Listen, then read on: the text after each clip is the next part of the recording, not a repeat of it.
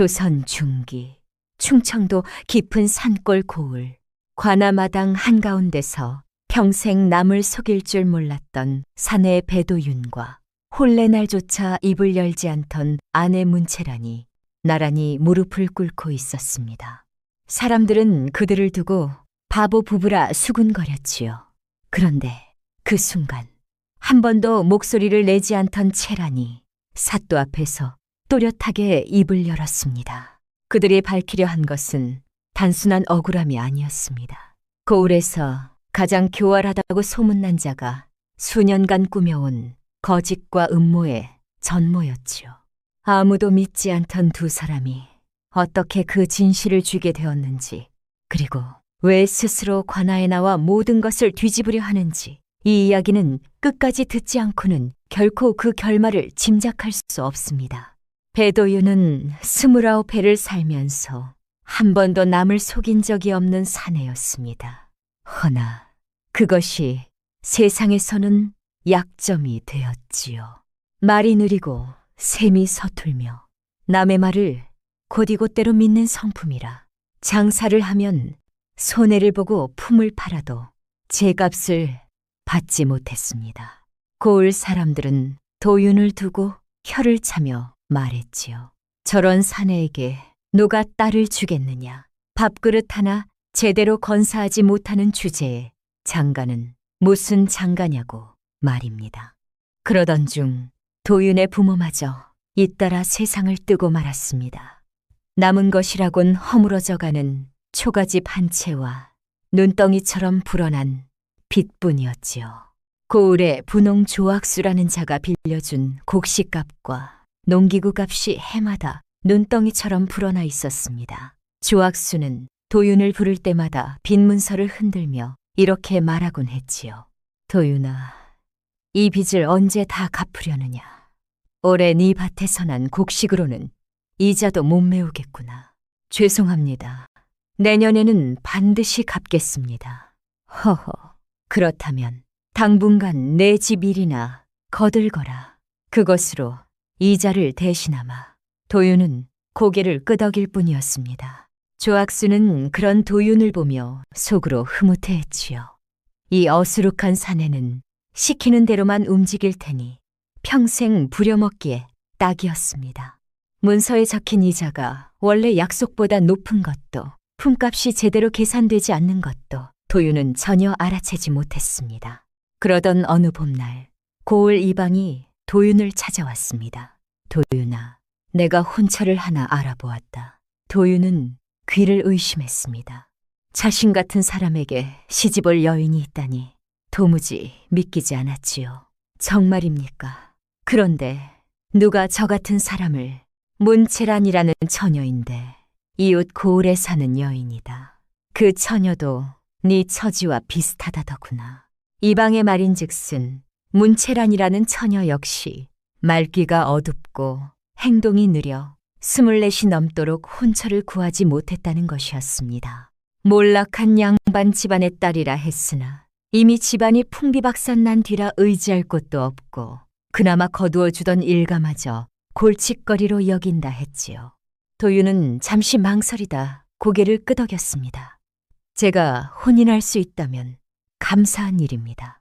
혼례는 소박하게 치러졌습니다. 고을 사람들은 둘의 혼인을 보며 비웃음을 감추지 못했지요. 바보끼리 만났구먼. 저 둘이 무슨 살림을 꾸린단 말인가.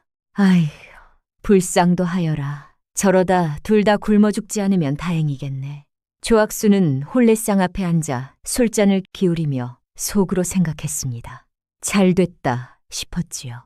도윤이 장가를 들면 식구가 늘어나니 더 쪼들릴 것이고 그러면 빚을 갚기는 더욱 어려워질 터였습니다. 평생 부려먹을 수 있겠구나.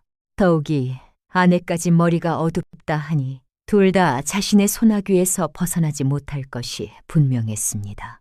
혼례를 마치고 신방에 든 도윤은 촛불 아래 앉은 문채란을 바라보았습니다.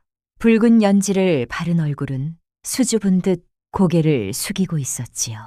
채란은 혼례 내내 말 한마디 없이 사람들이 시키는 대로만 움직였습니다. 절을 하라면 절을 하고 잔을 따르라면 따랐지요.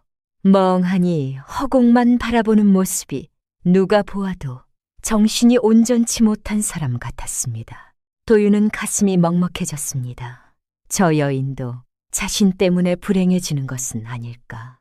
자기 하나도 제대로 건사하지 못하는 주제에 아내까지 떠맡게 되었으니 앞날이 막막했지요. 도윤은 조심스럽게 입을 열었습니다. 채란, 나 같은 사람과 혼인하게 되어 섭섭하겠소. 채란은 여전히 고개를 숙인 채 대답이 없었습니다. 도윤은 한숨을 내쉬며 말을 이었지요. 나는 가진 것도 없고 빚만 잔뜩인 사람이요. 하지만 당신만큼은 굶기지 않으려 애쓰겠소. 비록 모자란 사람이지만 바로 그때였습니다. 채란이 천천히 고개를 들었습니다. 촛불에 비친 그 얼굴은 이상하리만큼 또렷한 눈빛을 하고 있었습니다. 그리고 입을 열었는데 그 목소리는 혼례 내내 들었던 어눌한 기색과는 전혀 달랐지요. 서방님, 한 가지만 여쭙겠습니다. 도윤은 깜짝 놀라 채란을 바라보았습니다. 방금 전까지 정신이 온전치 못한 듯 보이던 아내가 갑자기 또박또박 말을 하는 것이 아닙니까? 도윤은 어리둥절한 채 고개를 끄덕였습니다. 서방님께서 조학수에게 진 빚이 얼마나 됩니까? 그 물음에 도윤은 더욱 놀랐습니다. 바보라 하던 아내가 어찌 빚 이야기를 먼저 꺼낸단 말입니까? 게다가 그 눈빛이며 말투는 결코 정신이 흐릿한 사람의 것이 아니었습니다. 도윤은 당황한 채 더듬거리며 대답했지요. 그게 정확히는 모르겠소만 쌀로 치면 100여 석쯤 되지 않겠소. 채라는 고개를 끄덕이며 조용히 말했습니다. 그 빚 갚을 수 있습니다. 도윤은 눈이 휘둥그레졌습니다. 무슨 말인지 도무지 알 수 없었지요. 하지만 채란의 눈빛만은 분명했습니다. 그 눈빛 속에는 두려움도 혼란도 없었습니다. 오직 단단한 결심만이 서려 있었지요. 그날 밤 신방 안에서는 아무도 모르는 비밀스러운 이야기가 오갔습니다. 도윤은 채란을 멍하니 바라볼 뿐이었습니다. 방금 전까지 정신이 온전치 못한 듯 보이던 아내가 이토록 또렷하게 말을 하다니 믿기지 않았습니다. 더군다나 빚을 갚을 수 있다는 말까지 하지 않았습니까? 도윤은 조심스럽게 물었습니다. 부인, 지금 무슨 말을 하시는 것이오? 채라는 촛불 하나를 더 켜며 차분히 대답했습니다. 서방님, 제가 혼례 내내 어리석은 척한 것 눈치채지 못하셨습니까? 도윤은 고개를 저었습니다. 전혀 알지 못했다는 뜻이었지요. 채라는 작은 한숨을 쉬며 말을 이었습니다. 그럴 줄 알았습니다. 서방님은 남을 의심할 줄 모르는 분이시니까요. 채라는 품속에서 작은 보자기를 꺼냈습니다. 그 안에는 여러 장의 종이가 들어 있었지요. 도윤이 본 적 없는 글씨들이 빼곡히 적혀 있었습니다. 채라는 그중 한 장을 펼쳐 보이며 말했습니다. 이것은 제가 고을 사람들의 거래를 살피며 적어둔 것입니다. 서방님께서 조학수에게 진 빈 말입니다. 도윤은 눈을 크게 떴습니다. 글을 읽을 줄 아는 여인이라는 것도 놀라운데 자신의 빚까지 알아보았다니 도무지 이해할 수가 없었습니다. 부인이 어찌 그런 것을. 혼례를 올리기 전 저는 이 고을에 몇 번 다녀갔습니다. 일가 어르신을 따라왔다는 핑계로 말입니다. 그때 장터를 돌아다니며 귀동냥으로 많은 것을 들었지요. 그러더니 말이지요. 채라는 종이에 적힌 내용을 하나하나 짚어가며 설명하기 시작했습니다. 조학수가 도윤에게 빌려준 곡식은 처음에 쌀 30석이었습니다.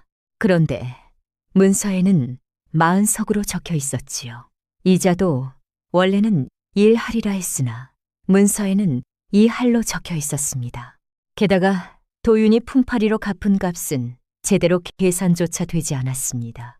서방님께서 지난 한 해 동안 조학수 댁에서 일한 날이 100여 일이 넘습니다. 하루 품값을 쌀 한 대씩만 쳐도 석 달치 양식이 되는데 빚에서 깎인 것은 고작 쌀 서너 말 뿐입니다. 도유는 입이 떡 벌어졌습니다. 자신이 이토록 속아 넘어가고 있었다는 사실을 전혀 몰랐던 것입니다. 채라는 계속해서 말했습니다. 그뿐이 아닙니다. 조악수는 서방님께 농기구를 빌려주면서도 값을 부풀렸습니다. 보습 하나 값이 쌀따되면 충분한데 한 말로 매겼지요. 외바느지라는 아낙네들도 아는 시세를 서방님만 모르셨던 겁니다. 도유는 머리가 어지러웠습니다. 자신이 얼마나 어리석었는지 깨닫자 부끄러움이 물밀듯 밀려왔습니다. 하지만 채라는 도윤을 나무라지 않았습니다. 오히려 담담하게 말했지요. 서방님께서 어리석은 것이 아닙니다. 조악수가 교활한 것뿐입니다. 하지만 부인, 이미 문서에 수결을 한 것을 어찌하겠소. 채라는 희미하게 미소를 지었습니다. 문서에도 허점이 있습니다.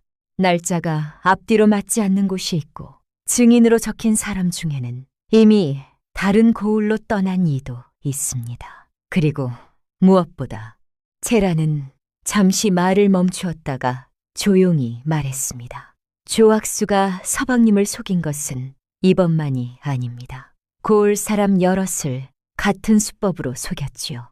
만약 그 사람들이 함께 나선다면 조악수라 해도 당해낼 재간이 없을 겁니다. 도유는 채란을 빤히 바라보았습니다. 대체 이 여인은 누구란 말입니까? 어찌 이토록 많은 것을 알고 있으며 어찌 이토록 치밀하게 준비해왔단 말입니까? 도유는 떨리는 목소리로 물었습니다. 부인은 대체 누구시오? 채란은 촛불을 바라보며 천천히 입을 열었습니다. 저는 몰락한 양반가의 딸입니다. 아버지께서는 글을 가르쳐 주셨고 어머니께서는 셈을 가르쳐 주셨지요. 하지만 집안이 기울고 나서는 그것이 오히려 화근이 되었습니다. 채란의 목소리에는 오랜 슬픔이 배어 있었습니다. 일가들은 제가 영리하다는 이유로 꺼려했습니다. 여자가 글을 안다는 것, 셈을 안다는 것이 달갑지 않았던 거지요. 게다가 제가 그들의 부정한 거래를 눈치채자 더욱 귀찮게 여겼습니다. 도유는 가만히 채란의 이야기를 들었습니다. 채란은 살기 위해 일부러 정신이 흐릿한 척 했다고 했습니다. 말을 더듬고 행동을 느리게 하고 눈빛을 흐리게 만들었다고 했지요. 그래야 사람들이 자신을 경계하지 않고 함부로 대했기에 차라리 안전했다고 했습니다. 그렇게 몇 해를 보내다 보니 정말로 바보가 된 것처럼 느껴질 때도 있었습니다. 하지만 혼인 이야기가 나왔을 때 저는 선택을 했습니다. 무슨 선택 말이요. 서방님과 혼인하기로 한 것입니다. 도윤은 어리둥절했습니다. 채라는 도윤의 눈을 똑바로 바라보며 말했습니다. 저는 서방님에 대해 알아보았습니다. 고을 사람들이 모자라다 하지만 사실 서방님은 모자란 것이 아니라 순한 것뿐이었습니다. 남을 속이지 않고 약속을 지키려 애쓰고 어려운 사람을 외면하지 못하는 분이셨지요. 채란의 말에 도윤은 가슴이 뭉클해졌습니다. 평생 바보 취급을 받으며 살아왔는데 누군가 자신을 이렇게 말해주다니 믿기지 않았습니다. 서방님 같은 분이라면 제가 숨겨온 것을 들켜도 저를 해치지 않을 거라 믿었습니다. 그래서 제가 먼저 혼인을 청했습니다. 일가 어르신께 부탁을 드렸지요.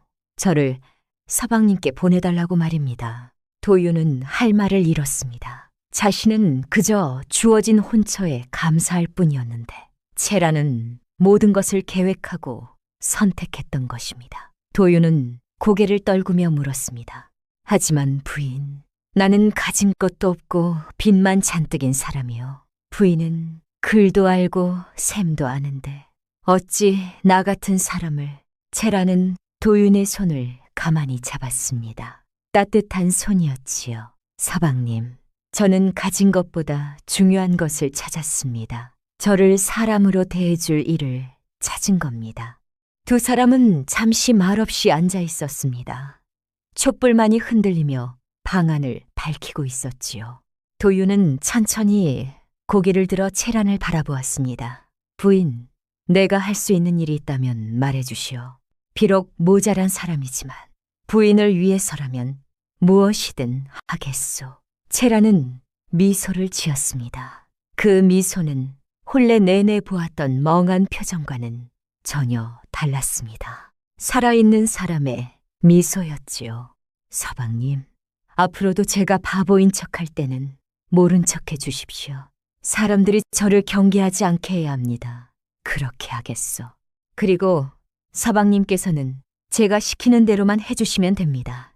문서에 수결할 일이 있으면 반드시 저에게 먼저 보여주시고 조학수가 부르면 혼자 가지 마십시오. 도윤은 고개를 끄덕였습니다. 비록 무슨 일이 벌어질지는 알 수 없었지만 이 여인을 믿기로 했습니다. 채란은 종이들을 다시 보자기에 넣으며 말했습니다. 빚은 반드시 갚을 수 있습니다. 아니, 빚을 갚는 것을 넘어 조학수의 잘못을 밝혀낼 것입니다. 그날 밤 신방에서는 부부의 속삭임이 새벽까지 이어졌습니다. 도윤은 난생 처음 누군가와 진짜 이야기를 나누었고, 채란은 난생 처음 자신을 숨기지 않아도 되는 사람을 만났습니다. 두 사람은 그렇게 진짜 부부가 되어갔습니다. 다음 날 아침, 고을 사람들은 여전히 도윤 부부를 비웃었습니다. 하지만 그 누구도 알지 못했습니다. 바보라 불리던 두 사람이 이미 조용한 반격을 준비하고 있다는 것을 말입니다. 혼인한 지 사흘째 되던 날, 도윤은 채란과 함께 뒷산에 나무를 캐러 갔습니다. 고을 사람들의 눈을 피해 단둘이 이야기할 수 있는 기회였지요. 채란은 여전히 고을 안에서는 멍한 표정으로 느릿느릿 걸었지만 산길에 들어서자 걸음이 가벼워졌습니다. 도윤은 그런 채란을 보며 신기하다는 듯 물었습니다. 부인은 참으로 대단하오. 어찌 그리 감쪽같이 연기를 하시는지 나조차도 속았어. 채란은 씁쓸하게 웃으며 대답했습니다. 연기라기보다는 살아남는 법이었습니다. 그렇게 하지 않으면 살 수 없었으니까요. 두 사람은 소나무 그늘 아래 앉았습니다. 채란은 하늘을 올려다보며 천천히 자신의 이야기를 꺼냈지요. 채란의 본래 집안은 충청도의 작은 양반가였습니다. 아버지는 유학이었고 어머니는 사대부가의 교수 출신이었지요. 비록 넉넉하지는 않았으나 화목한 집안이었다고 했습니다. 아버지께서는 제게 천자문을 가르쳐 주셨습니다. 딸이라도 글을 알아야 집안을 바르게 꾸릴 수 있다 하시며 사서까지 가르쳐 주셨지요. 채란의 목소리에는 그리움이 묻어났습니다. 어머니는 세마는 법과 장사하는 법을 가르쳐 주었다고 했습니다. 무명을 사고 팔 때 어떻게 계산해야 손해를 보지 않는지, 곡식을 저장할 때 어떻게 해야 벌레가 슬지 않는지 하나하나 자세히 알려주었다고 했지요. 저는 그때가 가장 행복했습니다. 공부하는 것도 즐거웠고 부모님과 함께 있는 것만으로도 충분했지요. 하지만 행복은 오래가지 않았습니다. 채란이 15살 되던 해 아버지가 한양에 갔다가 병을 얻어 돌아가셨습니다. 설상가상으로 아버지가 지인의 보증을 섰던 빚이 드러났고 그 빚을 갚느라 집안의 전답을 모두 팔아야 했습니다. 어머니께서는 충격을 받으셨는지 그 이듬해에 돌아가셨습니다. 그때부터 제 삶이 송두리째 달라졌지요. 채란은 일가 집으로 보내졌습니다. 아버지의 재종 형님 댁이었는데 겉으로는 조카 딸을 거둔다 했지만 속내는 달랐습니다. 그들은 채란을 종처럼 부렸지요. 밥을 짓고 빨래를 하고 밤늦도록 길쌈을 시켰습니다. 채란은 참고 견뎠습니다. 의지할 곳이 없었으니까요. 그런데 어느 날 제가 큰아버지의 장부를 보게 되었습니다. 우연히 펼쳐진 것을 보았는데 계산이 맞지 않았습니다. 오는 큰아버지는 소작인들에게서 받은 도조를 장부에는 적게 적고 나머지는 따로 숨겨두고 있었습니다. 또한 고을 사람들과 거래할 때도 되를 속여 곡식을 더 받아내고 있었지요. 채라는 모른 척했지만 큰아버지는 눈치를 챘습니다. 큰아버지께서 저를 불러 말씀하셨습니다. 내가 본 것을 입 밖에 내면 너도 무사하지 못할 것이라 하셨지요. 그날부터 채라는 더욱 조심스러워졌습니다. 하지만 집안 분위기는 점점 나빠졌습니다. 큰어머니는 채란을 경계했고 사촌 오라비들은 채란을 못마땅해 했지요. 여자가 글을 안다는 것, 셈을 안다는 것이 그들에게는 불편했습니다. 그래서 저는 결심했습니다. 차라리 바보가 되자고 말입니다. 채란은 일부러 말을 더듬기 시작했습니다. 시키는 일을 느리게 했고 간단한 심부름도 제대로 하지 못하는 척했지요. 처음에는 큰아버지 댁 식구들이 의심했지만 점차 믿게 되었습니다. 채란이 정말로 정신이 온전치 못하다고 여기게 된 것입니다. 그렇게 몇 해를 보냈습니다. 사람들이 제 앞에서 함부로 말해도 듣지 못하는 척했고 부당한 일을 당해도 모르는 척했습니다. 도유는 가슴이 저렸습니다. 채란의 두 손이 치마폭 위에 놓여 있었는데 거친 손마디마다 몇 해를 종처럼 살아온 흔적이 고스란히 남아 있었지요. 도유는 조심스럽게 물었습니다. 그렇게 힘들었는데 어찌 견딜 수 있었소? 채란은 잠시 침묵하다가 대답했습니다. 견딜 수 있었던 것은 언젠가 이곳을 떠날 수 있으리라는 희망 때문이었습니다. 그리고 제가 배운 것들을 언젠가 쓸 날이 오리라 믿었습니다. 아버지께서 가르쳐 주신 글, 어머니께서 가르쳐 주신 셈이 헛되지 않을 거라 믿었지요. 채라는 큰아버지 댁에서 지내는 동안에도 몰래 공부를 계속했다고 했습니다. 밤에 모두가 잠든 뒤 부엌 아궁이 불빛 앞에서 책을 읽었고 장터에 심부름을 갈 때마다 사람들의 거래를 유심히 살폈습니다.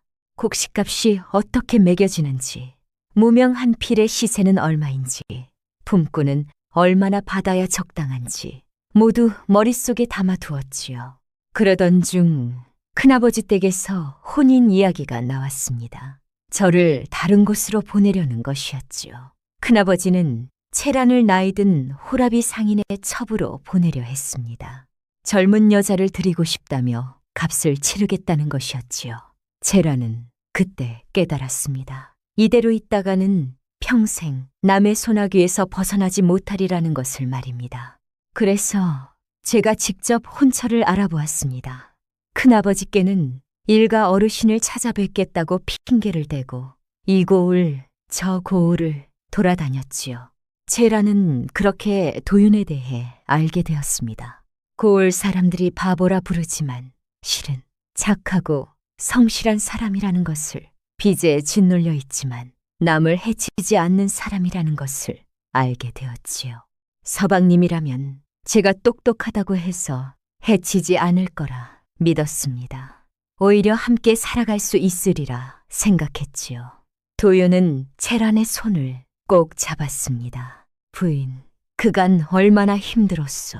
혼자서 모든 것을 견뎌내다니. 채란은 고개를 저었습니다. 이제는 혼자가 아닙니다. 서방님이 계시니까요. 두 사람은 잠시 말없이 앉아 있었습니다. 산새들의 지저귀만이 고요한 공기를 채우고 있었지요. 도윤은 천천히 입을 열었습니다. 부인, 나는 부인처럼 영리하지 못하오. 글도 제대로 모르고 셈도 서툴지요. 하지만 부인이 하고자 하는 일이 있다면 돕겠소. 비록 모자라더라도 부인을 지키는 일이라면 무엇이든 하겠소. 채라는 도윤을 바라보며 환하게 웃었습니다. 그 웃음은 진심이었습니다. 서방님, 저는 서방님이 모자란 사람이라 생각하지 않습니다. 오히려 다른 사람들보다 나은 점이 많지요. 나은 점이라니 무슨 말이요. 서방님은 남을 속이지 않으시고 약한 이를 괴롭히지 않으시며 욕심을 부리지 않으십니다. 그것이 얼마나 귀한 것인지 아십니까? 도윤은 부끄러운 듯 고개를 숙였습니다. 채라는 도윤의 어깨에 살짝 기대며 말했습니다. 서방님과 함께라면 저는 더 이상 숨지 않아도 될 것 같습니다. 적어도 우리 둘 사이에서만은 말입니다. 도윤은 채란의 머리를 조심스럽게 쓰다듬었습니다. 그리고 단단히 다짐했지요. 이 여인을 반드시 지키리라고, 다시는 혼자 힘들게 하지 않으리라고 말입니다. 해가 기울 무렵 두 사람은 나물 광주리를 들고 고을로 내려왔습니다. 채라는 다시 멍한 표정을 지었고 걸음도 느려졌습니다. 고을 사람들은 여전히 두 사람을 바보 부부라 불렀지요. 하지만 도윤과 채라는 이제 두렵지 않았습니다. 서로의 비밀을 나누었고 서로를 믿게 되었으니까요. 그날 밤 채라는 도윤에게 말했습니다. 이제부터 본격적으로 준비를 시작하겠습니다. 조악수의 허점을 하나씩 드러낼 것입니다. 도윤은 고개를 끄덕였습니다. 바보라 불리던 두 사람의 조용한 반격이 시작되려 하고 있었습니다. 혼이 난 지 보름이 지났습니다. 도윤은 여전히 조악수의 집에서 품팔이를 하고 있었지요. 조악수는 도윤을 불러 세우며 말했습니다. 도윤아, 오늘은 뒷밭에 김을 다 메거라. 해지기 전에 끝내야 한다. 예, 알겠습니다. 도윤은 묵묵히 일을 했습니다. 등에서 땀이 흘렀지만 쉬지 않았지요. 조악수는 처마 밑 그늘에 앉아 부채질을 하며 도윤을 지켜보았습니다. 입가에는 흡족한 미소가 걸려 있었지요. 저놈은 참 쓸모가 있어. 시키는 대로만 하니 말이야. 조학수의 부인이 마루에 나와 말했습니다. 영감, 도윤이가 장가를 들었다지요. 바보 처녀를 얻었다던데 사실입니까? 그렇다네. 정신이 온전치 못한 여인을 얻었다더군. 허허, 바보끼리 만났으니 더욱 좋지 않은가. 저 둘은 평생 내 손아귀를 벗어나지 못할 게야. 조악수는 빈 문서를 꺼내들며 흐뭇해했습니다. 도윤이 진 빚은 이미 원금의 2배가 넘어 있었지요. 이자를 계속 불려가며 장부를 조작해온 결과였습니다. 해가 지고 도윤이 집으로 돌아왔습니다. 채라는 부엌에서 저녁을 짓고 있었지요. 도윤은 마당에서 얼굴을 씻으며 말했습니다. 부인, 오늘도 종일 일했는데 품념 이야기는 꺼내지도 못했소. 채라는 멍한 표정으로 고개를 끄덕이는 척했습니다. 하지만 방 안으로 들어서자마자 눈빛이 또렷해졌지요. 서방님, 품첨을 받지 못한 것이 오히려 잘된 일입니다. 무슨 말이요? 품첨을 제대로 주지 않는다는 증거가 쌓이는 겁니다. 나중에 한꺼번에 따질 수 있지요. 채라는 작은 장부를 꺼냈습니다. 거기에는 도윤이 일한 날짜와 시간이 꼼꼼히 적혀 있었습니다. 뿐만 아니라 다른 사람들의 품계과 비교한 내용도 있었지요. 조악수는 다른 사람들에게는 하루 품패루로 쌀 1돼 반을 줍니다. 그런데 서방님께는 1돼도 제대로 주지 않지요. 이것을 나중에 증인들 앞에서 밝히면 됩니다. 도윤은 감탄했습니다. 채라는 집 안에만 있는 것 같았지만 실은 고을의 모든 일을 파악하고 있었습니다. 장터에 나가서는 바보 행세를 하며 사람들의 이야기를 들었고 우물가에서는 아낙네들의 수다를 귀담아 들었지요. 며칠 뒤 조악수가 도윤을 다시 불렀습니다. 도윤아, 오늘 쌀을 한 가마 빌려주마. 그 대신 문서에 수결을 해라. 조악수는 새 빈 문서를 내밀었습니다. 도윤은 채란이 당부한 대로 말했습니다. 집에 가서 아내와 상의해 보겠습니다. 아내와 상의라니, 그 바보 계집이 뭘 안다고 상의를 해. 그냥 도장이나 치거라. 조학수가 짜증을 냈지만 도윤은 물러서지 않았습니다. 그래도 아내에게 물어보고 싶습니다. 에이, 답답한 놈. 좋다, 내일까지 가져오너라. 도윤은 문서를 들고 집으로 돌아왔습니다. 채라는 문서를 펼쳐보더니 눈을 가늘게 떴습니다. 이것 보십시오. 여기 쌀 한 가마라고 적혀 있지만 실제로 줄 것은 서말도 안 될 겁니다. 어찌 그것을 아시오? 조악수가 쓰는 가마는 보통 가마보다 작습니다. 제가 장터에서 확인했지요. 게다가 이자도 터무니없이 높습니다. 일할이면 족한데 이 할 5푼을 받겠다고 적어 놓았습니다. 채라는 문서를 다시 접으며 말했습니다. 이 문서에는 수결하지 마십시오. 조악수가 아무리 재촉해도 버티십시오. 다음 날 도윤은 조악수에게 말했습니다. 죄송하지만 이번에는 쌀을 빌리지 않겠습니다. 조악수는 얼굴이 벌겋게 변했습니다. 갑자기 왜 그러느냐? 제 아내가 쌀이 아직 남아있으니 빌리지 말라고 했습니다. 그 바보 계집이 무슨 말을 한다고 그걸 듣느냐. 어서 수결이나 해라. 하지만 도윤은 고개를 저었습니다. 조악수는 화를 참으며 말했습니다. 좋다. 그럼 일이나 제대로 해라. 오늘은 뒷란의 나무를 모두 쪼개놓아야 한다. 조악수는 속으로 이를 갈았습니다. 도윤이 갑자기 말을 듣지 않는 것이 못마땅했지만 아직 빚이 남아있으니 함부로 내쫓을 수도 없었습니다. 오히려 더 혹독하게 부려먹어야겠다고 생각했지요. 한편 고을 사람들도 도윤 부부를 만만하게 보았습니다. 어느 날 장터에서 채란이 모씨를 사려 하자 포목전 주인이 말했습니다. 이 모씨는 한 필에 단량이야. 실제 시세는 성량이었지만 채란이 바보라 생각하고 값을 부른 것이었지요. 채란은 멍한 표정으로 고개를 끄덕이는 척했습니다. 그러고는 돈주머니를 한참 뒤적이다가 성냥만 내밀었지요. 이것밖에 없어요. 뭐야, 돈도 제대로 못 세나. 단량이라 했잖아. 채란은 겁먹은 표정을 지으며 물러섰습니다. 포목전 주인은 혀를 찼지만 다른 손님들이 보는 앞이라 어쩔 수 없이 성냥을 받았지요. 에이, 바보 여편네한테는 장사가 안 되겠네. 가져가. 채라는 모씨를 받아 들고 황급히 자리를 떴습니다. 하지만 돌아서는 순간 입가에 희미한 미소가 번졌지요. 제값을 주고 산 것이었습니다. 집으로 돌아온 채라는 도윤에게 말했습니다. 오늘 포목전 주인이 저를 속이려 했습니다. 하지만 제가 바보인 척하니 오히려 제값에 사왔지요. 부인은 참으로 대단하오. 아직은 때가 아닙니다. 조금씩 준비하고 있으니 서방님께서는 조악수 댁에서 계속 일하십시오. 힘드시겠지만 조금만 참으십시오. 도윤은 고개를 끄덕였습니다. 채라는 밤마다 장부에 기록을 남겼습니다. 조악수가 도윤을 부린 날짜, 일의 내용, 다른 사람들의 품노과의 차이, 빈문서의 허점까지 하나하나 적어 나갔지요. 또한 채라는 고을 사람들 중에서 조악수에게 피해를 본 이들이 누구인지도 파악했습니다.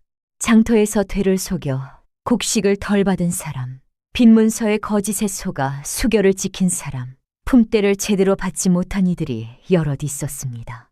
이 사람들을 모으면 됩니다. 혼자서는 조악수를 당해낼 수 없지만 여럿이 함께 나서면 이야기가 달라지지요. 채라는 조심스럽게 계획을 세워 나갔습니다. 아직은 드러내지 않고 증거를 모으는 때였습니다. 조악수가 방심하게 만들고 사람들이 자신들을 만만히 보게 만드는 것이 중요했지요. 어느 날 저녁, 조악수가 도윤을 불러 세웠습니다. 네가 진 빚이 이제 거의 200석이 되었다. 언제 다 갚으려느냐? 도윤은 고개를 숙였습니다. 죄송합니다. 열심히 일해서 갚겠습니다. 열심히 일한다고 되는 게 아니지. 이럴 바에야 차라리 내 밭을 내게 넘기는 것이 어떠냐. 조악수가 노리던 것은 바로 도윤의 밭이었습니다. 비록 작지만 물이 좋아 농사를 지으면 수확이 제법 괜찮은 땅이었지요. 도윤은 당황했지만 채란의 당부를 떠올리며 말했습니다. 집에 가서 아내와 상의해 보겠습니다. 또 그 소리냐. 좋다. 내일까지 생각해 오너라. 하지만 명심해라. 밭을 내놓지 않으면 빚을 당장 갚아야 한다. 도윤은 집으로 돌아와 채란에게 이야기했습니다. 채란은 침착하게 대답했습니다. 밭은 절대 내주면 안 됩니다. 그것이 조학수가 노리는 바입니다. 하지만 부인, 빚을 당장 갚을 길이 없소. 서방님, 이제 거의 준비가 끝났습니다. 조금만 더 기다리십시오. 채란의 눈빛은 단단했습니다. 도윤은 그 눈빛을 믿기로 했습니다. 바보라 불리던 두 사람이었지만 이제는 서로를 의지할 수 있었습니다. 조학수의 올가미는 점점 조여들고 있었지만 채란은 이미 반격을 준비하고 있었습니다. 보름달이 뜬 밤이었습니다. 채란은 도윤과 함께 이방의 집을 찾아갔습니다. 이방은 도윤 부부를 보고 의아해했지요. 이 밤중에 무슨 일이냐? 채란은 여전히 멍한 표정을 짓고 있었지만 도윤이 조심스럽게 말했습니다. 이방님, 제가 조학수에게 진 빚에 대해 여쭤볼 것이 있습니다. 빚, 그것은 너와 조학수 사이의 일이 아니냐. 그렇지만 이방님께서 증인으로 수결을 하셨다고 들었습니다. 이방은 잠시 생각하다가 고개를 끄덕였습니다. 아, 그랬지. 3년 전 일이었나. 조학수가 쌀을 빌려준다기에 증인으로 수결을 해주었지. 채란이 품에서 종이를 꺼냈습니다. 그 종이에는 빈 문서의 내용이 옮겨져 있었지요. 이방님, 그때 빌려준 쌀이 몇 석이었는지 기억하십니까?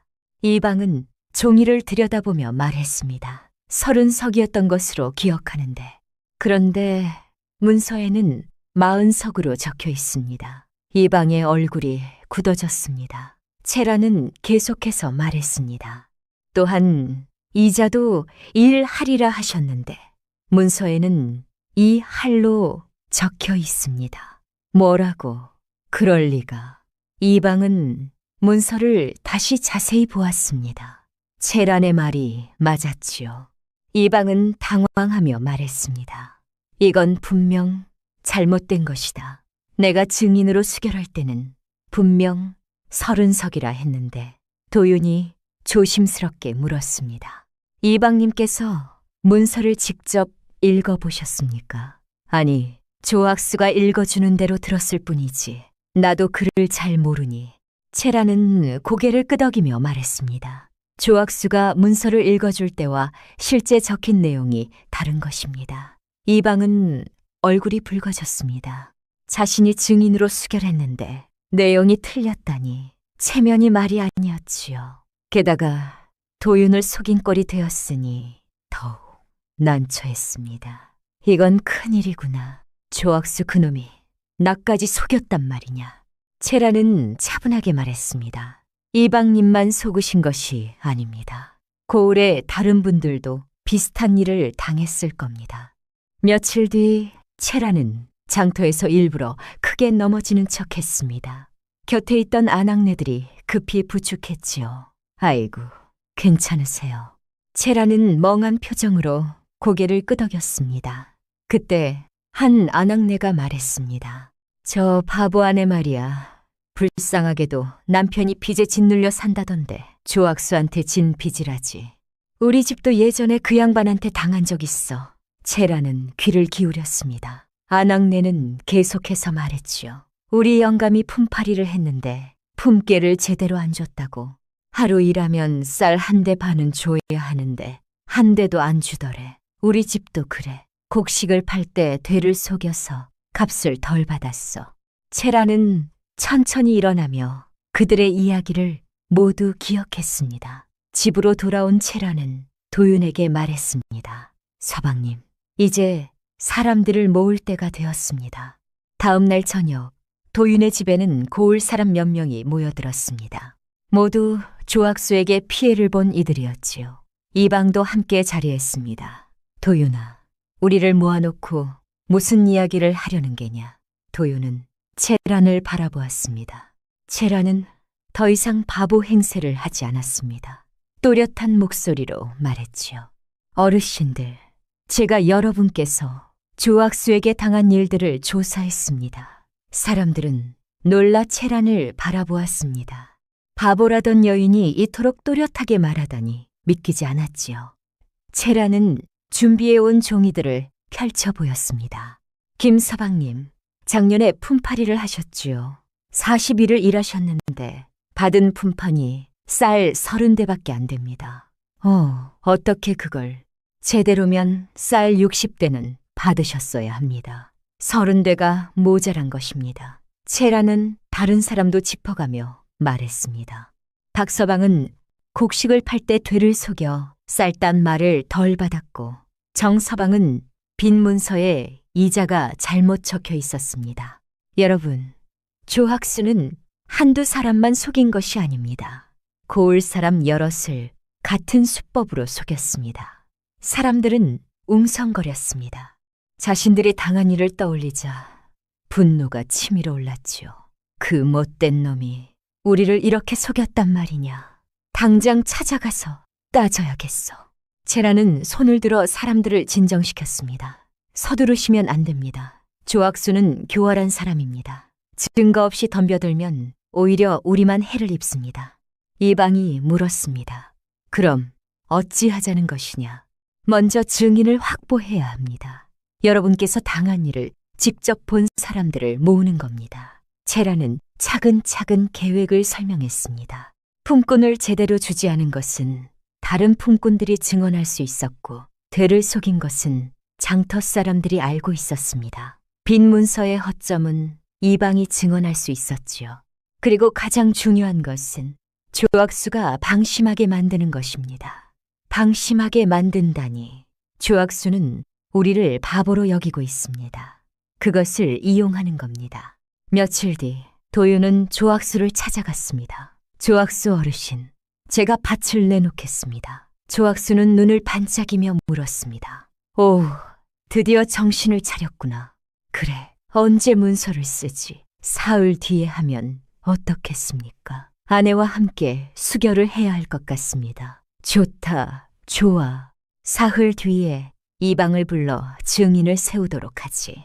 조학수는 흡족해 했습니다. 드디어 도윤의 밭을 손에 넣게 되었으니 기분이 좋았지요. 도윤은 집으로 돌아와 채란에게 말했습니다. 부인, 조학수가 사흘 뒤에 문서를 쓰자고 합니다. 잘하셨습니다. 그때가 바로 반격할 때입니다. 채란은 고을 사람들에게 연락을 돌렸습니다. 사흘 뒤 조학수의 집에 모이라고 했지요. 조학수가 문서를 쓸 때 모두가 지켜보는 가운데 허점을 드러내겠다는 계획이었습니다. 사흘이 지났습니다. 조학수의 집마당에 사람들이 모여들었습니다. 조학수는 의아해했지요. 이게 무슨 일이냐? 왜 이렇게 사람이 많이 왔느냐? 이방이 나서며 말했습니다. 조학수, 도윤이가 밭을 내놓는다는데 고을 사람들이 증인이 되어주려고 모인 게요. 조학수는 조금 불안했지만 이내 마음을 놓았습니다. 어차피 도윤과 그 바보 아내가 무엇을 할 수 있겠습니까? 조학수는 문서를 꺼내들며 말했습니다. 좋다. 그럼 이방과 고을 사람들 앞에서 작성하도록 하지. 바로 그때 채란이 앞으로 나섰습니다. 더 이상 멍한 표정이 아니었습니다. 또렷한 눈빛으로 조학수를 바라보며 말했지요. 조학수 어르신, 문서를 쓰기 전에 여쭤볼 것이 있습니다. 조학수는 채란의 달라진 모습에 놀랐지만 애써 태연한 척했습니다. 바보 계집이 무슨 말을 하려는 게냐? 제가 바보라고 생각하셨습니까? 그것은 어르신의 착각입니다. 채란은 준비해온 종이들을 꺼냈습니다. 그리고 하나하나 조학수의 잘못을 밝히기 시작했습니다. 사람들은 숨죽이며 채란의 말을 들었고 조학수의 얼굴은 점점 창백해졌습니다. 조용했던 반격이 드디어 시작된 것입니다. 마당에 모인 사람들은 채란을 바라보았습니다. 바보라고만 여겼던 여인이 이토록 당당하게 말하는 것을 보고 모두 놀랐지요. 조학수는 당황했지만 곧 비웃으며 말했습니다. 바보 계집이 갑자기 말을 하는구나. 그래서 무슨 말을 하고 싶은 게냐. 채라는 차분하게 종이를 펼쳐 들었습니다. 조학수 어르신, 3년 전에 저희 서방님께 쌀을 빌려주셨지요. 그렇다. 그게 어쨌다는 게냐. 그때 빌려주신 쌀이 몇 석입니까? 조학수는 망설이지 않고 대답했습니다. 40석이지. 문서에 그렇게 적혀 있지 않느냐. 채라는 이방을 바라보며 물었습니다. 이방님, 그때 증인으로 계셨습니다. 얼마라고 들으셨습니까? 이방은 조학수를 노려보며 말했습니다. 30석이라고 분명히 들었다. 조학수가 30석을 빌려준다고 했고 나도 그렇게 알고 증인 수결을 했다. 사람들이 웅성거렸습니다. 조학수는 얼굴이 붉어지며 소리쳤지요. 무슨 소리냐. 분명 40석이라 했다. 채라는 흔들림 없이 말을 이었습니다. 그뿐만이 아닙니다. 이자도 1할이라 하셨는데 문서에는 2할로 적혀 있습니다. 이것도 이방님께서 증언하실 수 있습니다. 맞다. 나는 분명 1할이라고 들었다. 조학수는 땀을 흘리며 변명했습니다. 그것은 잘못 들은 것이다. 처음부터 2할이었다. 그렇다면 왜 이방님께 거짓을 말씀하셨습니까? 문서를 읽어주실 때는 1할이라 하시고 실제로는 2할로 적으셨으니 이것은 속임수가 아닙니까? 사람들의 눈빛이 변했습니다. 조학수를 의심하는 눈초리였지요. 조학수는 목소리를 높였습니다. 이것은 억지다. 무슨 증거로 나를 거짓말쟁이로 만드느냐. 채라는 다른 종이를 꺼냈습니다. 여기 김서방님께서 작년에 어르신 댁에서 품팔이를 한 기록입니다. 40일을 일하셨는데 받은 품판이 쌀 30대뿐입니다. 김서방이 앞으로 나서며 말했습니다. 맞습니다. 나는 봄부터 여름까지 40날을 일했소. 그런데 조학수는 품댐으로 쌀 30대만 주었소. 하루 품댐이 얼마요? 채란이 물었습니다.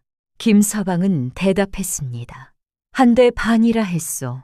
그렇다면 40날이면 60대를 받으셔야 합니다. 그런데 30대만 받으셨으니 절반밖에 안 받으신 겁니다. 사람들이 다시 웅성거렸습니다. 조학수는 화를 내며 말했습니다. 김서방이 일을 제대로 하지 않았기 때문이다. 게으름을 피우길래 품계를 깎은 것이다. 그것은 거짓입니다.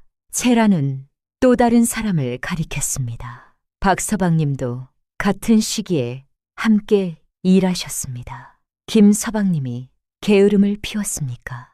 박서방이 고개를 저었습니다. 아니요. 김서방은 누구보다 성실하게 일했소. 나보다 더 열심히 했소. 조학수는 할 말을 잃었습니다. 채라는 계속해서 다른 사람들의 피해를 하나씩 밝혀나갔습니다. 정서방은 곡식을 팔 때 들을 속여 쌀단말을 덜 받았고 장서방은 빈 문서에 날짜가 조작되어 있었습니다. 여러분, 조학수 어르신은 한두 사람만 속인 것이 아닙니다. 고을 사람 여럿을 같은 수법으로 속였습니다. 사람들은 분노하기 시작했습니다. 자신들이 당한 일을 떠올리자 참았던 화가 터져나왔지요. 그 못된 놈이 우리를 이렇게 속였단 말이냐. 빈 문서도 믿을 수 없겠구나. 조학수는 다급해졌습니다. 채란의 말이 하나하나 사실이었고 증인들까지 나서니 변명할 길이 없었습니다. 조학수는 목소리를 낮추며 채란에게 다가갔습니다. 이보시오, 채란. 조용히 이야기합시다. 내가 잘못했소. 빚을 탕감해 주겠소. 채란은 물러서지 않았습니다.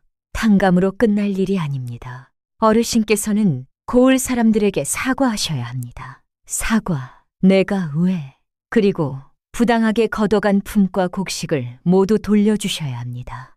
조학수의 얼굴이 새파랗게 질렸습니다. 그것은 엄청난 손해였지요. 그는 채란을 노려보며 낮은 목소리로 협박했습니다. 이보시오. 이런 식으로 나오면 당신도 무사하지 못할 거요. 내가 가만두지 않겠소. 협박하시는 겁니까? 채라는 한 걸음도 물러서지 않았습니다. 오히려 더 큰 목소리로 말했지요. 어르신께서 저를 협박하신다면 이 일을 관아에 알리겠습니다. 문서 위조, 품청 착취, 되속임, 이 모든 것이 관아에서 다루어야 할 일입니다. 관아라니. 조학수는 당황했습니다. 일이 관아까지 가면 자신의 재산과 체면이 모두 무너질 것이었지요. 조학수는 주저앉으며 말했습니다. 알았소. 알았으니 관아에는 알리지 마시오. 이방이 나섰습니다. 조학수, 이제 모든 것을 바로잡아야 할 것이다. 먼저 도윤의 빈문서부터 고쳐야겠다. 예, 그렇게 하겠소. 채라는 준비해온 장부를 펼쳤습니다. 제가 계산한 바로는 저희 사방님께서 진 빚은 실제로 쌀 30석입니다. 그런데 어르신께서는 40석이라 하셨고 이자까지 부풀려 200석이 되었다 하셨지요. 하지만 제대로 계산하면 원금 30석의 이자를 1할로 쳐도 60석이면 충분합니다. 게다가 서방님께서 3년 동안 품팔이로 일한 값을 따지면 이미 70석어치를 일하셨습니다. 사람들은 채란의 명쾌한 셈에 감탄했습니다. 채란은 계속해서 말했습니다. 결국 저희 서방님은 빚을 다 갚으셨을 뿐 아니라 오히려 10석을 더 받으셔야 합니다. 조학수는 고개를 떨구었습니다. 반박할 말이 없었지요. 이방이 물었습니다. 조학수, 채란의 말이 맞느냐? 그렇소. 그렇다면 당장 바로잡아라. 도윤의 빈문서를 찍고 새로 써라. 조학수는 떨리는 손으로 빈문서를 찢었습니다. 그리고 새 문서를 써서 도윤에게 쌀 10석을 돌려주기로 약속했지요. 그뿐만이 아니었습니다. 다른 사람들의 빚도 바로잡아야 했고 품엿도 제대로 계산하여 돌려주어야 했지요. 해가 저물 무렵 마당에 모였던 사람들이 하나둘 돌아갔습니다. 모두 흡족한 표정이었습니다. 제대로 받지 못했던 품녀를 돌려받게 되었고 억울했던 빚도 풀리게 되었으니까요. 도윤과 채란도 집으로 돌아왔습니다. 도윤은 채란의 손을 꼭 잡으며 말했습니다. 부인, 참으로 대단하오. 어찌 그리 치밀하게 준비하셨소. 채란은 미소를 지었습니다. 서방님께서 믿어주셨기 때문입니다. 서방님이 아니었다면 저 혼자서는 할 수 없었을 겁니다. 하지만 모든 것을 알아내고 계획을 세운 것은 부인이 아니요 서방님께서 참고 견뎌주신 덕분입니다. 만약 서방님께서 중간에 포기하셨다면 아무것도 이룰 수 없었을 겁니다. 두 사람은 마당에 나란히 앉았습니다. 달빛이 고요하게 비치고 있었지요. 도윤은 하늘을 올려다보며 말했습니다. 부인, 이제 빚도 없어졌으니 제대로 된 살림을 꾸릴 수 있겠소. 예, 서방님. 이제 시작입니다. 채라는 도윤의 어깨에 살짝 기대었습니다. 바보라 불렸던 두 사람은 이제 고을에서 가장 지혜로운 부부가 되어 있었습니다. 조학수의 거짓이 무너졌고 억울함을 참고 살던 사람들도 마침내 정의를 되찾았습니다. 그런데 말이지요. 일이 이것으로 끝이 아니었습니다. 닷새가 지났습니다. 조학수는 약속대로 도윤에게 쌀 10석을 돌려주었고 다른 고을 사람들에게도 빚을 바로잡아 주었습니다. 하지만 마음속으로는 이를 갈고 있었지요. 자신의 체면이 땅에 떨어졌고 재산도 적지 않게 손해를 보았으니까요. 어느 날 저녁 조학수는 부인과 함께 앉아 말했습니다. 저 계집이 나를 이 꼴로 만들었어. 가만둘 수 없다. 영감, 이제 그만하시지요. 일이 더 커지면 관아까지 갈 수도 있습니다. 관아, 내가 무엇을 잘못했다고 관아를 걱정해야 한단 말이요. 조학수는 여전히 자신의 잘못을 인정하지 않았습니다. 오히려 채란을 원망했지요. 조학수는 며칠 동안 궁리를 하다가 마침내 계략을 떠올렸습니다. 채란이 몰락한 양반가의 딸이라 했지. 그렇다면 분명 빚이 남아 있을 게야. 조학수는 사람을 보내어 채란의 친척을 수소문했습니다. 그리고 마침내 채란의 큰아버지를 찾아냈지요. 조학수는 큰아버지를 만나 말했습니다. 채란이 대개 신세를 졌다지요. 그렇다면 은혜를 갚아야 하지 않겠소. 큰아버지는 눈을 반짝이며 물었습니다.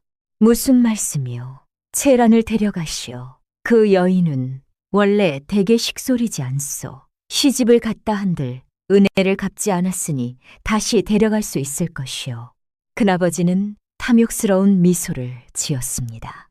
채란이 영리하다는 것을 알았으니 데려가서 이용할 수 있을 것 같았지요. 큰아버지는 조학수와 손을 잡았습니다. 며칠 뒤 큰아버지가 고을에 나타났습니다. 도윤의 집 앞에 서서 소리쳤지요.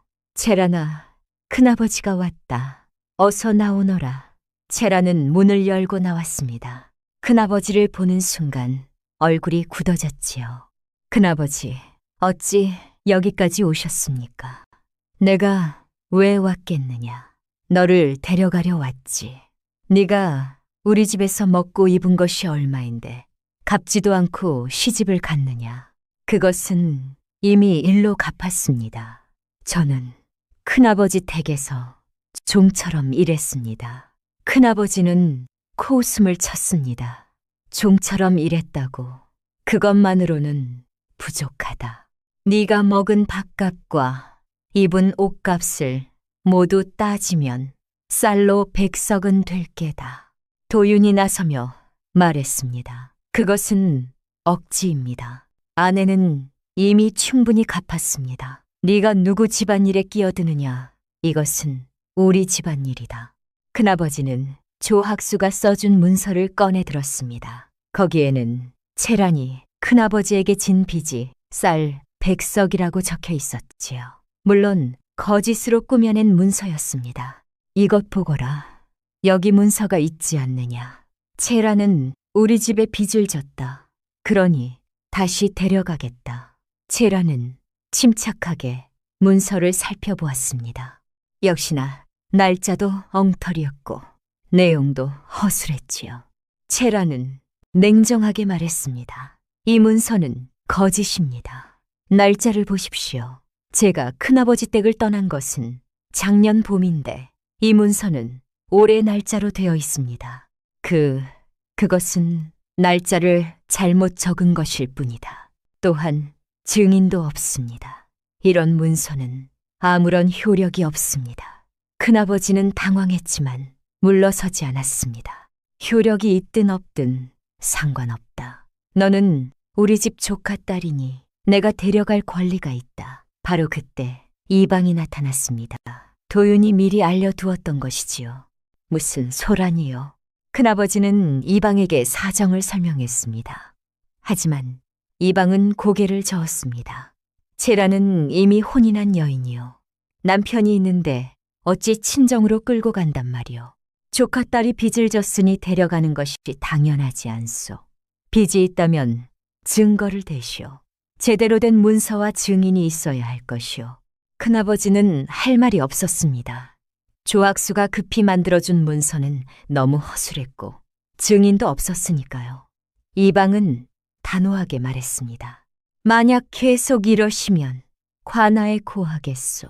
함부로 남의 집 며느리를 데려가려 한다면 그것은 법을 어기는 일이요. 큰아버지는 이를 갈며 물러섰습니다. 하지만 조학수의 집으로 가서 따졌지요. 당신이 문서를 제대로 만들지 못해 일이 틀어졌소. 조학수도 화를 냈습니다. 내가 뭘 잘못했다는 거요. 이방놈이 나서기만 않았어도 됐을 일이요. 두 사람은 서로를 탓하다가 결국 더 큰 계략을 꾸미기로 했습니다. 채란을 직접 데려가는 것이 안 되니 도윤을 공경에 빠뜨려 부부를 갈라놓기로 한 것이지요. 며칠 뒤 조학수는 관아에 고소장을 넣었습니다. 도윤이 자신에게 빚을 진 것은 사실인데 협박하여 빚을 탕감받았다는 내용이었습니다. 물론 거짓이었지만 조악수는 관아의 아전과 친분이 있었기에 밀어붙일 수 있었지요. 관아에서 공문이 날아왔습니다. 도윤과 채라는 사또 앞에 출두해야 했습니다. 도윤은 걱정스러운 얼굴로 말했습니다. 부인, 이제 어찌해야 하오? 채라는 차분하게 대답했습니다. 걱정 마십시오. 우리에게는 진실이 있습니다. 관아에 가서 모든 것을 밝히면 됩니다. 하지만 조악수는 관아 아전과 친분이 있다 하지 않았소. 그렇기에 더욱 제대로 준비해야 합니다. 채라는 그동안 모아둔 증거들을 챙겼습니다. 빈문서의 사본, 품육 기록, 증인들의 증언을 적은 종이까지 모두 준비했지요. 그리고 고을 사람들에게도 함께 가달라고 청했습니다. 여러분께서 증인으로 나서 주셔야 합니다. 조악수의 거짓을 밝히려면 여러분의 목소리가 필요합니다. 고을 사람들은 흔쾌히 동의했습니다. 이방을 비롯해 김서방, 박서방, 정서방 모두 함께 관아로 가기로 했지요. 관아로 가는 날이 밝았습니다. 도윤과 채라는 일찍 일어나 준비를 했습니다. 도윤은 불안한 마음에 채란의 손을 꼭 잡았습니다. 부인, 나는 두렵소. 무엇이 두려우십니까? 혹시 사또께서 조악수의 편을 드시면 어쩌나 하는 생각이 드어 채라는 도윤의 얼굴을 바라보며 말했습니다. 서방님, 우리는 진실을 말하러 가는 것입니다. 거짓을 숨기러 가는 것이 아닙니다. 그러니 떳떳해야 합니다. 하지만 만약 사또께서 잘못 판단하신다면 그것은 사또의 잘못이지 우리의 잘못이 아닙니다. 우리는 할 수 있는 모든 것을 했습니다. 도윤은 채란의 눈을 바라보았습니다. 그 눈빛에는 두려움이 없었습니다. 오직 정의에 대한 확신만이 서려 있었지요. 도윤도 마음을 다잡았습니다. 알았소, 부인. 함께 가시다. 두 사람은 손을 맞잡고 집을 나섰습니다. 고을 사람들이 함께 걸었고 해는 높이 떠올라 그들의 등을 비추고 있었습니다. 관아로 가는 길은 멀었지만 도윤과 채라는 흔들리지 않았습니다. 이제 마지막 판가름의 때가 다가오고 있었지요. 진실과 거짓 가운데 무엇이 이길 것인지, 정의와 권세 가운데 무엇이 우위에 설 것인지 결판이 날참이었습니다. 바보라 불렸던 두 사람은 이제 세상을 향해 당당히 걸어가고 있었습니다. 관아 앞마당에는 많은 사람이 모여 있었습니다. 도윤과 채란, 그리고 고을 사람들이 한편에 섰고 건너편에는 조학수와 큰아버지가 서 있었지요. 사또가 자리에 앉자 관아는 숙연해졌습니다. 고소인 조학수, 앞으로 나오라. 조학수가 앞으로 나가 무릎을 꿇었습니다. 소인 조학수이옵니다. 네가 도윤에게 협박을 당했다고 고소했는데 사실이냐? 그렇습니다.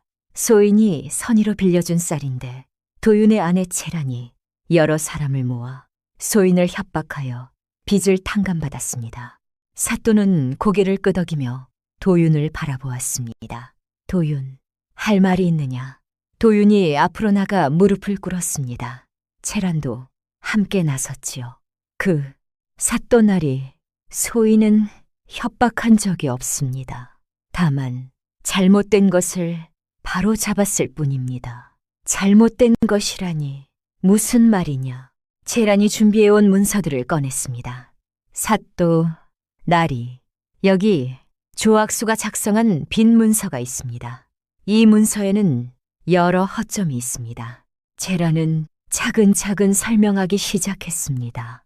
원금이 부풀려진 것, 이자가 과도하게 매겨진 것, 증인의 증언과 문서 내용이 다른 것을 하나씩 밝혀냈지요.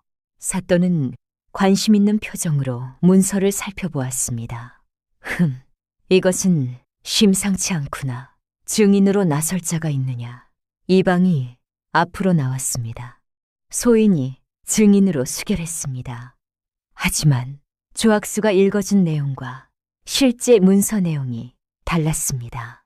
소인은 30석이라 들었는데 문서에는 40석으로 적혀 있었습니다. 그것은 이방이 잘못 들은 것입니다. 조악수가 소리쳤습니다. 하지만 사또는 손을 들어 조악수를 제지했습니다. 조용히 하라.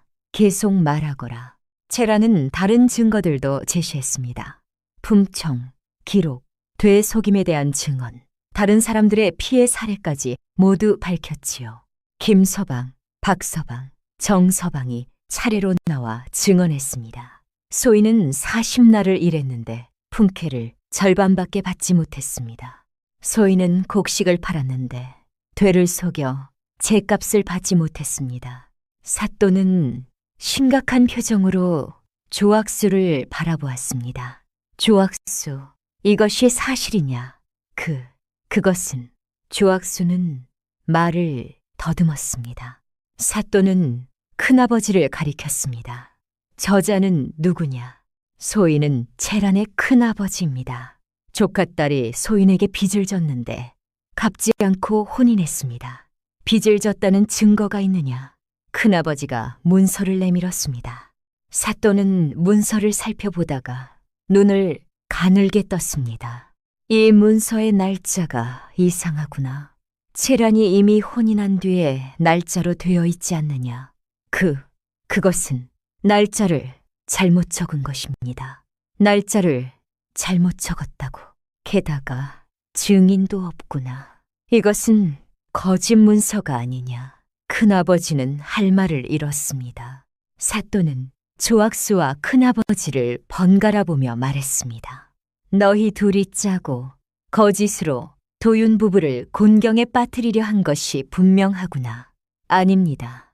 사또나리, 저희는 입을 다물어라. 사또의 호통에 조학수와 큰아버지는 고개를 숙였습니다. 사또는 도윤과 채란을 바라보며 말했습니다. 도윤, 채란, 너희의 말이 진실임이 분명하다. 조악수는 여러 사람을 속여 부당한 이득을 취했고 큰아버지는 거짓 문서로 조카딸을 해하려 했다. 사또는 판결을 내렸습니다. 조악수는 부당하게 걷어간 재물을 모두 돌려주고 곤장 30대를 맞아야 했습니다. 또한 향후 1년 동안 관아의 감찰을 받아야 했지요. 큰아버지는 거짓 문서를 만든 죄로 곤장 20대를 맞고 고을에서 쫓겨났습니다. 이것으로 판결을 마친다. 도윤과 채라는 아무 잘못이 없으니 떳떳이 돌아가거라. 도윤과 채라는 큰 절을 올렸습니다. 사또나리의 은혜에 감사드립니다. 관아를 나서는 도윤과 채란의 얼굴에는 환한 미소가 번졌습니다. 고을 사람들도 기뻐하며 함께 돌아갔지요.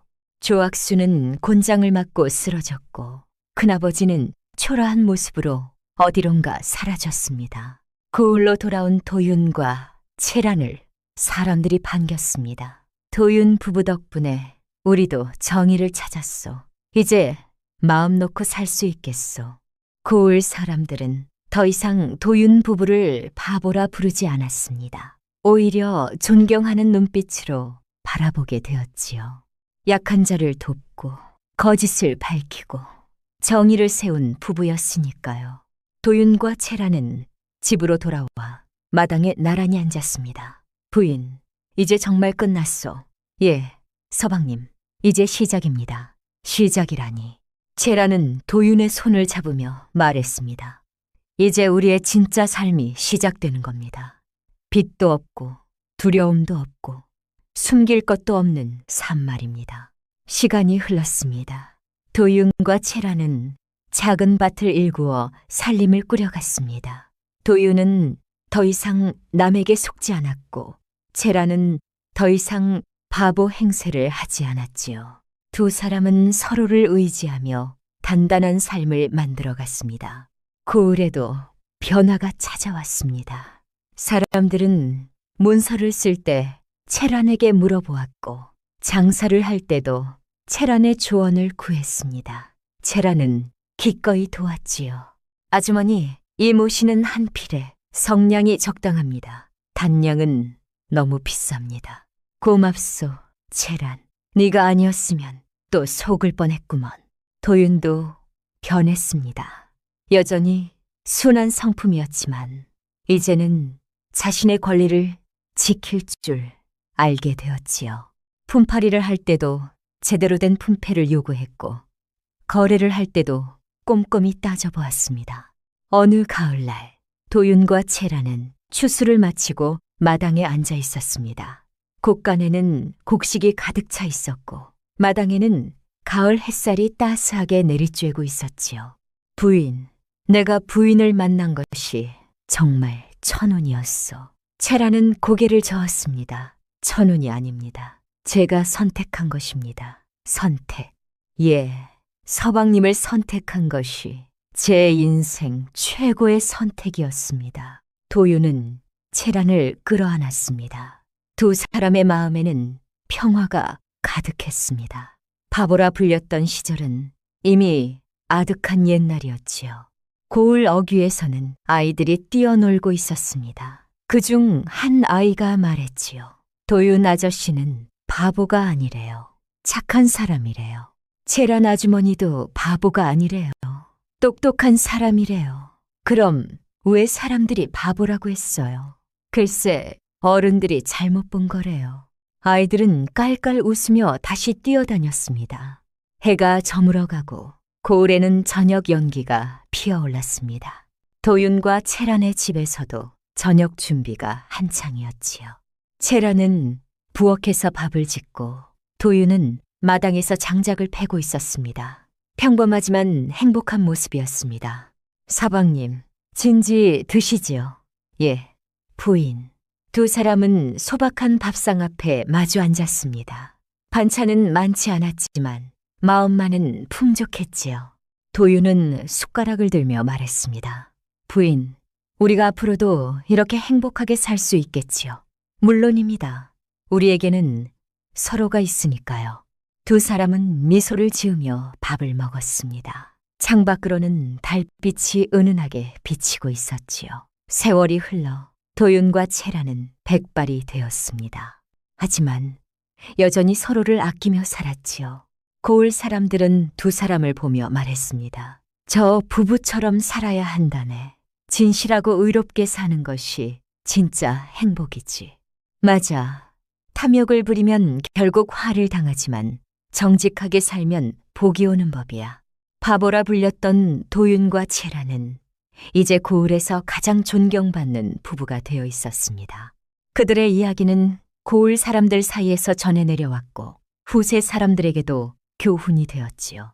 진짜 어리석음은 남을 속이고 탐욕을 부리는 것이며 진짜 지혜는 진실하고 정직하게 사는 것이라는 교훈을 말입니다.